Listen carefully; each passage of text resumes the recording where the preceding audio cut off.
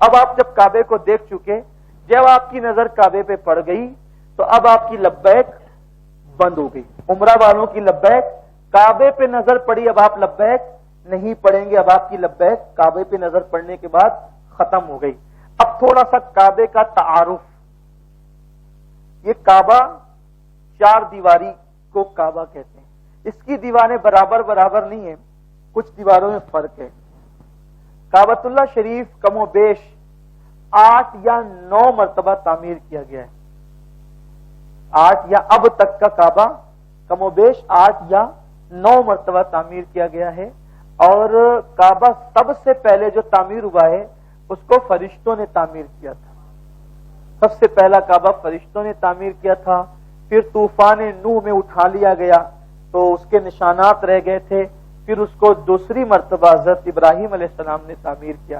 تعمیر ابراہیم یہ دوسری مرتبہ ہے، پہلی مرتبہ نہیں ہے. اور انہوں نے فرشتوں کی بنیاد پر یا حضرت آدم علیہ السلام کے تعمیری نشانات کی بنیاد پر تعمیر کیا. اس کے بعد پھر جو ہے وہ قبیلہ بنو جرہم نے اس کو بعد میں اور اس کے حوالے سے مرمت کی، اس کی تزئین کی. پھر اس کے بعد جو ہے حضرت قریش نے تعمیر کیا حضور علیہ الصلوۃ والتسلیم کے ظاہری دور میں. پھر اس کے بعد جو ہے وہ حضرت عبداللہ ابن زبیر نے تعمیر کیا. پھر اس کے بعد جو حجاج بن یوسف نے تعمیر کیا. اسی طریقے سے تعمیرات ہوتی رہی. اور اب جو کعبۃ اللہ شریف کی تعمیر ہے وہ ایک ترکی بات کے جو بادشاہ ہے یہ ان کی تعمیر ہے. ورنہ کم و بیش کم زیادہ کے معاملات ہوتے رہے، مرمتیں ہوتی رہی. تو یہ کعبۃ اللہ شریف ہے. یہ جو دیواریں ہیں اس کو کعبہ نہیں کہتے، بلکہ کعبہ زمین کے اصل اس حصے کا نام ہے جو زمین کا بالکل بیچ سینٹر ہے، اس کو کعبہ کہتے ہیں.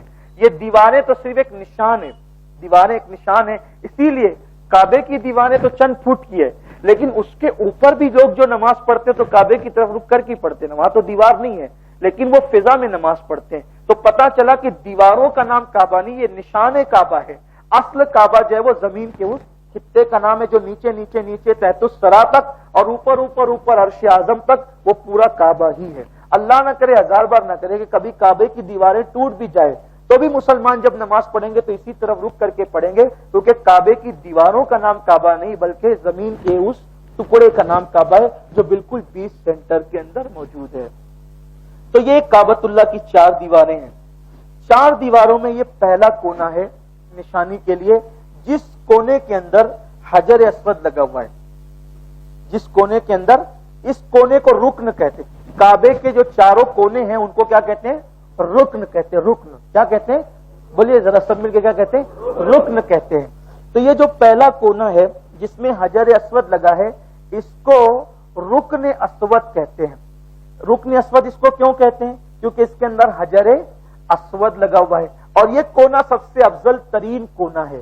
اور یہ حجر اسود والے کونے کو رکن اسود کہتے ہیں اور اس کو رکن ہندی بھی کہتے ہیں.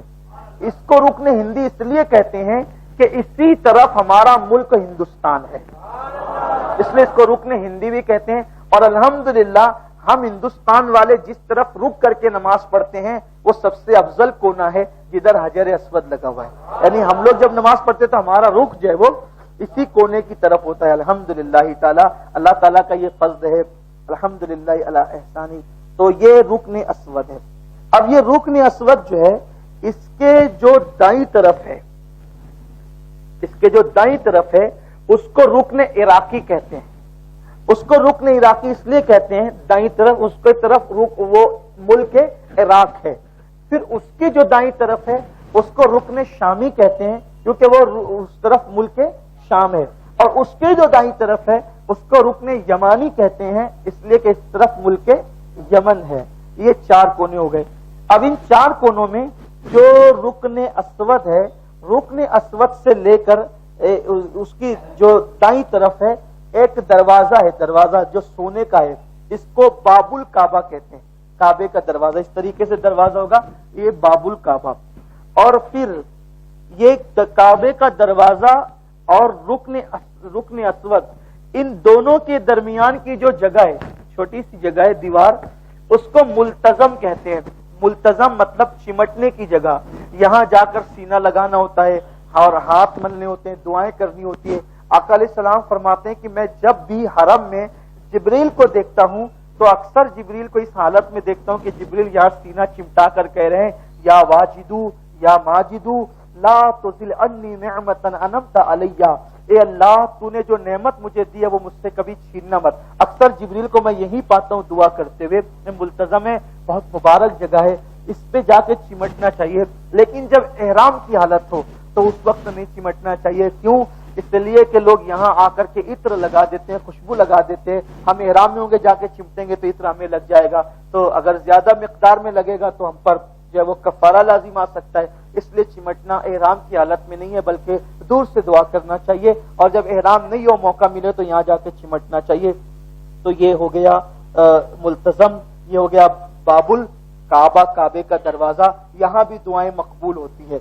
کعبے کے بالکل دروازے کے سامنے ایک جو ہے وہ کبہ ہے ایسے پیلے رنگ کا، اور اس کبے میں وہ کانچ لگی ہوئی ہے، اور اس میں اندر جو ہے وہ 2 قدم ہے، وہ قدم حضرت ابراہیم علیہ السلام کے قدموں کا نشان ہے، حضرت ابراہیم علیہ السلام کے قدموں کا نشان ہے، اسی لیے اس کو کہتے ہیں مقام ابراہیم، واتخذوا من مقام ابراہیم مصلی، قرآن کی آیت ہے۔ اور جب ہم طواف مکمل کر لیتے ہیں تو مقام ابراہیم کے پیچھے جہاں جگہ ملے 2 رکعت نماز نفل واجب الطواف پڑھنی ہوتی ہے، تو اسی کے پیچھے جہاں جگہ ملے پڑھتے ہیں، تو اس کو مقام ابراہیم کہتے ہیں۔ پھر اس کے بعد محترم حجاج، اب یہ جو رکن عراقی اور رکن شامی ہے، یہ رکن عراقی اور رکن شامی، ان دونوں کے درمیان ایک آدھا چاند، اس کو حتیم کہتے ہیں۔ حتیم کے اندر کی جو جگہ ہے وہ بھی کعبے کا حصہ ہے، جو حتیم کے اندر جاتا ہے گویا کہ وہ کعبے کے اندر ہی جاتا ہے۔ تو یہ حتیم کا اندر کا حصہ، یہ حتیم کیوں ہے؟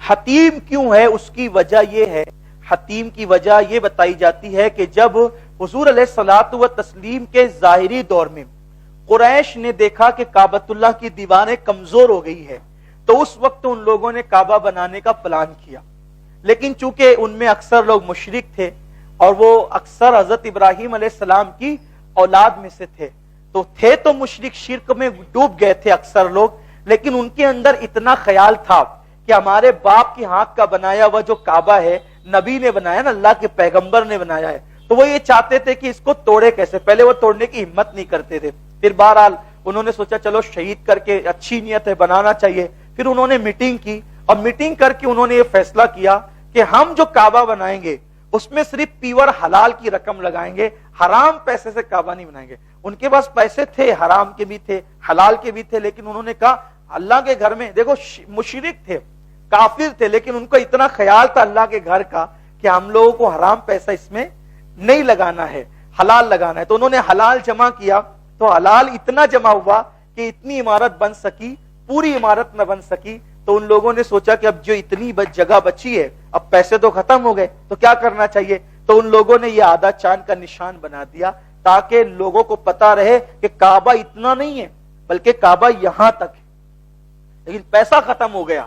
اب پیسہ ختم ہو گیا تو کیا کریں، تو اتنا نشان بنا دیا کہ بھئی یہ اتنا نشان ہے، یہ بھی کعبے کا حصہ ہے، تو لوگ جو طواف کریں گے اس سے باہر کریں گے، اندر سے جائیں گے تو طواف نہیں ہوگا۔ کیوں نہیں ہوگا؟ کیونکہ یہ بھی کعبے کا حصہ ہے، پیسے نہیں تھے اس لیے یہ جگہ چھوڑ دی گئی۔